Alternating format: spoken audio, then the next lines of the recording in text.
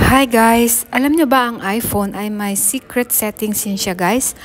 Hindi nyo na kailangan pang buksan isa-isa ang bawat settings ng inyong application. Ang gagawin nyo lang is i-drag down nyo yung nasa taas para makita nyo kung ano-ano yung mga icon na nandito.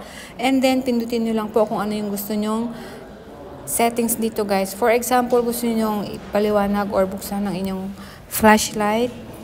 Ayan po. Long press nyo lang po yan guys. Yan. Then, pwede nyo po i-minus or reduce yung brightness ng flashlight. So, yan po. And then, kung gusto nyo naman po buksan or iliwanag yung brightness ng inyong cellphone, i-drag nyo lang pataas pababa para po magkaroon ng liwanag. At kung gusto nyo naman less yung light or brightness ng inyong cellphone, i-drag nyo lang pababa.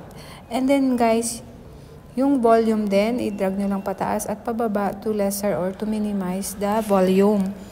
And then, kung gusto nyo naman pong buksan yung calculator, ito, dadalhin niya tayo dito sa calculator.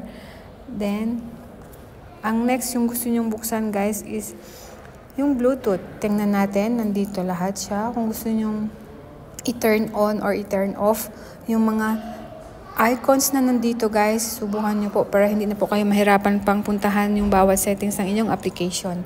Ang next is, kung gusto nyo namang puntahan yung accessibility, puntahan nyo po para hindi na po kayo mahirapan pang i-search kung anong accessibility ang gusto nyo. I-click nyo lang to, then dadalhin kayo dito guys. So, nandito lahat ang gusto nyong makita na accessibility.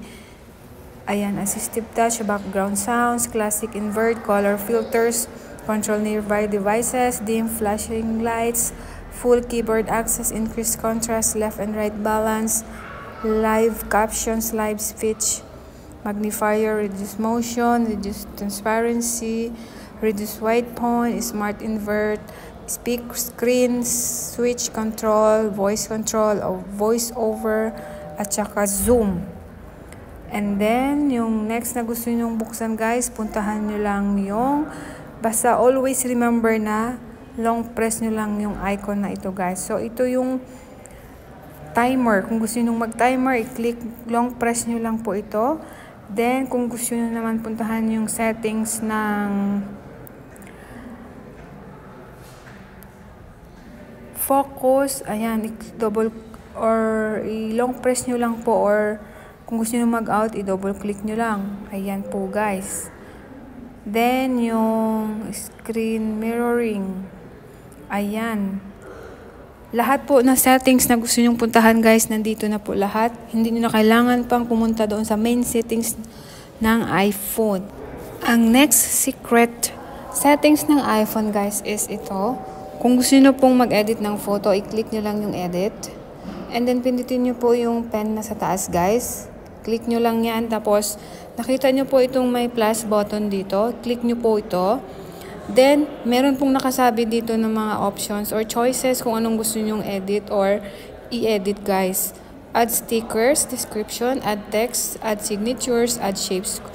Kasi ngayon guys, uso na yung mga online, di ba? Pag may mga forms na sinisend, ako gumagawa po ako dito ng edit pag may mga forms akong na-send or mga kailangan ng mga papers, dito ko po siya ini-edit at ini-insert ko lang yung signatures ko by doing or by clicking this add signatures. Then, nakasave na po yung signatures ko dyan, guys. So, automatic na po. Pag i-add ko yan siya, automatic na mag-add po yan siya doon sa form. For example, ayan po, click ng done. Masave na po yan siya, guys, sa forms na inyong gagawin. And then, next naman is kung gusto nyo mag-add text, ayan, lalabas po dito. Kung anong text ang gusto nyo i-edit, click nyo rin dito, and then next kung anong gusto nyong i-edit ulit, add signatures, add shapes. Yung shapes guys, madami po yan dyan kung anong gusto nyo po guys. Then yung may mga pen dito or highlighter, kung anong gusto nyong gamitin, nandyan po siya. So ito yung mga secrets reveal ng iPhone settings guys. Sa mga hindi pa nakakaalam, I'm sure malalaman nyo na po paano to gamitin dahil na-reveal ko na rin sa inyo, and hope na matapos nyo po panoorin yung video na ito. Thank you for watching. Don't forget to comment, like, share, and subscribe. And hit the notification bell button para sa susunod kong upload ay automatic na ma-notify kayo sa aking mga videos na i-upload guys. Bye!